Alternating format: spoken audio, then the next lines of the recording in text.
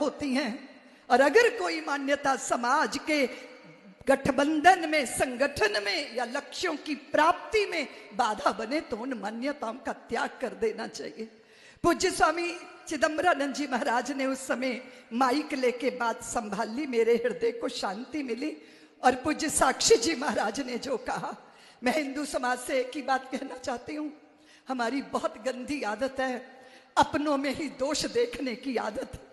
कितना कितना अपमान झेलकर यहां तक पहुंचे हैं, और जो नेतृत्व संभाले हैं उनके प्रति अगर संशय करोगे तो सत्यानाश हो जाएगा, विनाश हो जाएगा।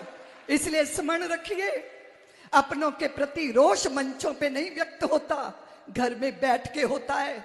घर के गंदे कपड़े चौराहों पे नहीं धोए जाते।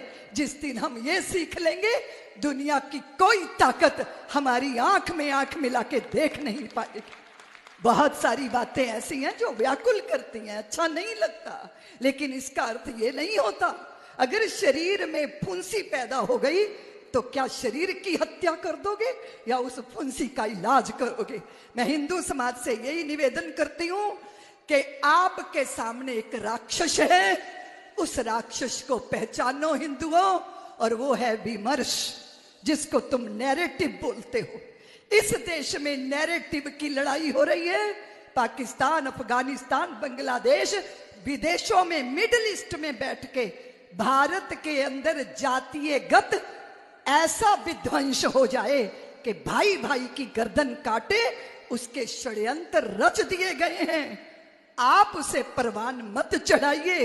इसलिए यही मेरी करबद्ध प्रार्थना है कि हम यदि आपस में बट जाएंगे, हिंदू चेतना के बिंदु धुंध लाएंगे, वाल्मीकि सीता को कैसे निभाएंगे, राम शबरी के बेर कैसे खाएंगे, हरिजन स्वर्ण पिछड़ों के ये नाते, इन्हें तोड़ने की जो साजिश रचाते, उन्हें हम धूल में मिला के रहेंगे।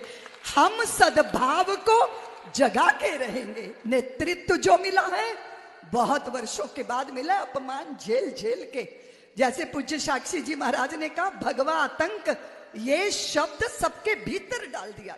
कुछ शब्द हैं जो विमर्श के रूप में आपके अंदर जैसे सती शब्द, उसको अपमानित करने, देवदासी शब्द। मैं 1 मिनट लूंगी आपका। अभी श्री रंगम में गई मैं, वहां मैंने कहा सारे गोपुरम रंग से भरे हैं, एक गोपुरम सफेद क्यों है, श्वेत रंग का क्यों है? तो पता चला भगवान की प्रसन्नता में गायन करने वाली थी, जो गीत गाने वाली थी, जो देवदासी शब्द, माँ को अपने प्रभु को कला बताना, नृत्य करके गायन करके दिखाना। वो एक व्यक्ति जो वहां पर आया, वो आया आक्रमणकारी उस मंदिर को तोड़ने के लिए, तो उस देवी ने घंटों तक सेनापति को नृत्य में उलझाए रखा, और फिर वो उसको गोपुरम के ऊपर ले गई, और उस पापी को गोपुरम से ही धक्का देके नीचे गिरा दिया। और फिर जब उनको लगा कि ये सारे पापी मेरे शील को भंग करेंगे, तो उस देवी ने भी उस गोपुरम से कूद कर बलिदान दे दिया। ऐसे बलिदान दे दे